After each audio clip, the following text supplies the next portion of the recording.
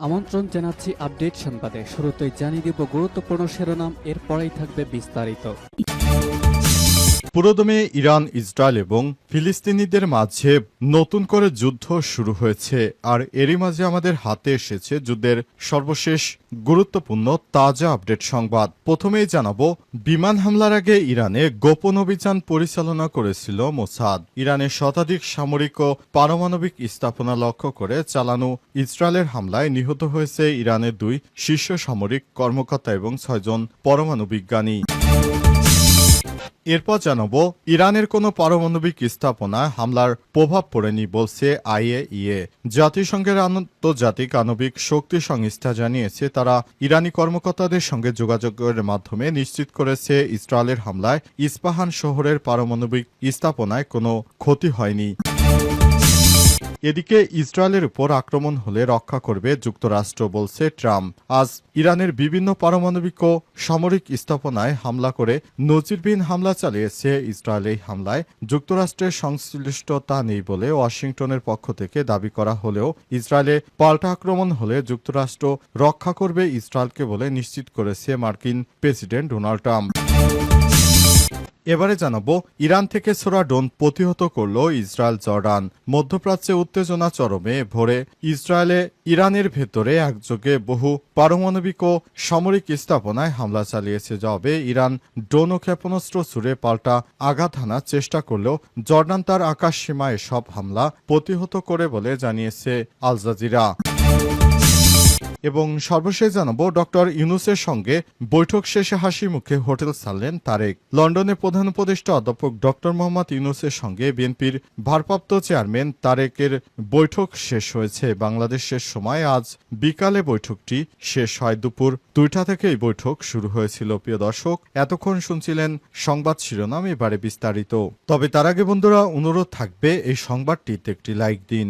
এই চ্যানেলে আপনি নতুন হয়ে থাকলে আমাদের সংবাদটি দেখতে দেখতে চ্যানেলটি সাবস্ক্রাইব করে রাখুন। কমেন্ট করে বন্ধুরা আপনার মূল্যবান মতামত জানিয়ে দিন আপনি বিশ্বের কোন দেশ থেকে বা বাংলাদেশের কোন স্থান থেকে আমাদের সংবাদটি দেখছেন এবং শুনছেন।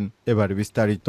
শুনছিলেন সংবাদ শিরোনাম, এখন বিস্তারিত। তার আগে অনুরোধ থাকবে ভিডিওতে একটি লাইক দিন এবং কমেন্টস করে জানিয়ে দিন কোন জেলা থেকে বা কোথা থেকে আমাদের সঙ্গে যুক্ত রয়েছেন। বিমান হামলার আগে ইরানে গোপন অভিযান পরিচালনা করেছিল মোসাদ। ইরানের শতাধিক সামরিক ও পারমাণবিক স্থাপনা লক্ষ্য করে চালানো ইসরায়েলের হামলায় নিহত হয়েছে ইরানের 2 শীর্ষ সামরিক কর্মকর্তা এবং 6 জন পরমাণু বিজ্ঞানী। এছাড়াও ক্ষতিগ্রস্ত হয়েছে লক্ষ্যবস্তুতে পরিণত হওয়া স্থাপনাগুলো। এমন নিখুঁত হামলা চালানোর পেছনের অন্যতম ভূমিকা রেখেছে ইসরায়েলের দুর্ধর্ষ গোয়েন্দা সংস্থা মোসাদ। আজ ইসরায়েলের সূত্রের বরাত দিয়ে বার্তা সংস্থা রয়টার্সের খবরে বলা হয়েছে, হামলার আগে ইরানের গোপন অভিযান পরিচালনা করেছিল মোসাদের কমান্ডাররা। ইসরায়েলি নিরাপত্তা সূত্র মতে আজ ইসরায়েলি হামলার আগে ইরানের গভীরে একাধিক গোপন অভিযান পরিচালনা করেছিল তারা। এই অভিযানের মধ্যে ছিল ইরানের ভূমি থেকে আকাশে নিক্ষেপযোগ্য ক্ষেপণাস্ত্র ব্যবস্থা, স্থাপনার কাছাকাছি খোলা জায়গায় নির্ভুলভাবে পরিচালিত অস্ত্র মোতায়েন, ইরানের বিমান প্রতিরক্ষা ব্যবস্থার বিরুদ্ধে ব্যবহৃত উন্নত প্রযুক্তি এবং তেহরানের কাছাকাছি একটি ড্রোন ঘাঁটি স্থাপনা। ইসরায়েলি সামরিক এক কর্মকর্তা জানিয়েছে, ইরানে হামলায় জড়িত সমস্ত ইসরায়েলি পাইলট নিরাপদে বাড়ি ফিরে এসেছে। নাম প্রকাশ না করা সত্ত্বে বিদেশি সাংবাদিকদের একটি দলের সাথে কথা বলার সময় ওই কর্মকর্তা বলেছেন, বিমান বাহিনী ইসরায়েলের দিকে লক্ষ্য করা ইরানি ব্যালিস্টিক ক্ষেপণাস্ত্র সহ একাধিক লক্ষ্যবস্তুতে একযোগে হামলা চালিয়েছে। তিনি আরও বলেছেন, আমরা ইতিমধ্যেই অনেক কিছু অর্জন করেছি। ইরান ইসরায়েলের দিকে 100টিরও বেশি ড্রোন ছুড়েছে, যার মধ্যে অনেকগুলো ইতিমধ্যেই আটক করা হয়েছে। ইরানের কোনো পারমাণবিক স্থাপনায় হামলার প্রভাব পড়েনি বলছে আইএইএ।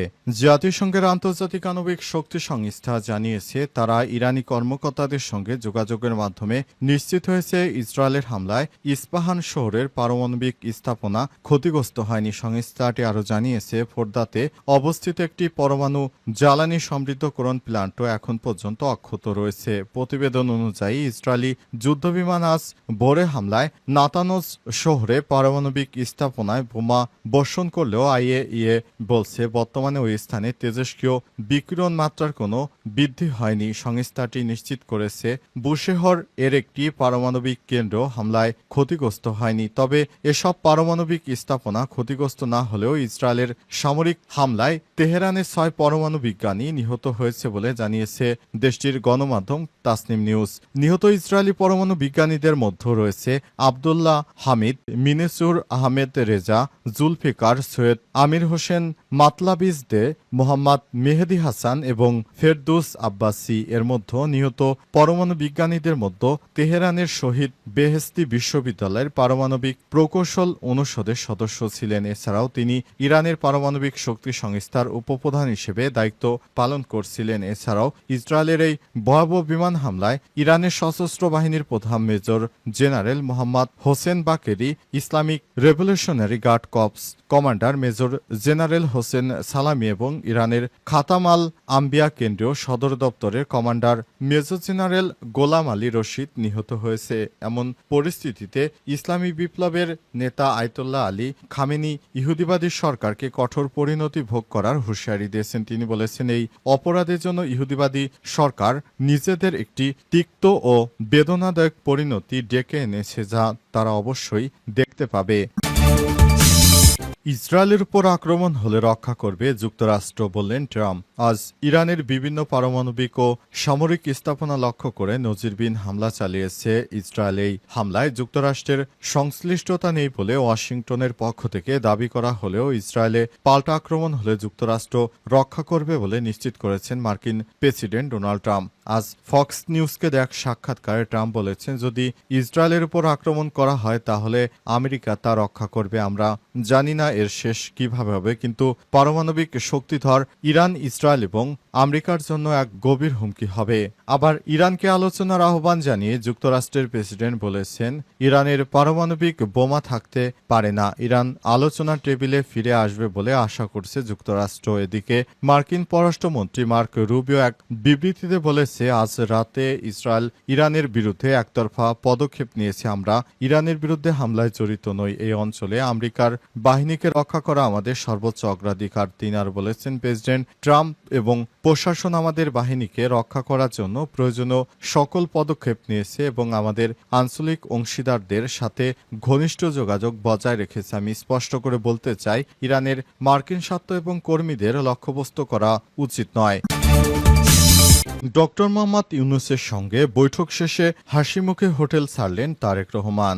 লন্ডনে প্রধান উপদেষ্টা অধ্যাপক ডক্টর মোহাম্মদ ইউনূসের সঙ্গে বিএনপির ভারপ্রাপ্ত চেয়ারম্যান তারেক রহমানের বৈঠক শেষ হয়েছে। বাংলাদেশ সময় আজ বেলা 3:45টার দিকে বৈঠক শেষে পার্ক লেনের হোটেলে বিএনপির ভারপ্রাপ্ত চেয়ারম্যান তারেক রহমান নেতাকর্মীদের শুভেচ্ছা জানিয়েছেন। জানা গেছে, ডক্টর মোহাম্মদ ইউনূসের সঙ্গে তারেক রহমানের শুভেচ্ছা বিনিময় শেষে দুপুর 2টার পর নেতাকর্মীদেরকে জানিয়েছেন বিএনপির আমির খসরু।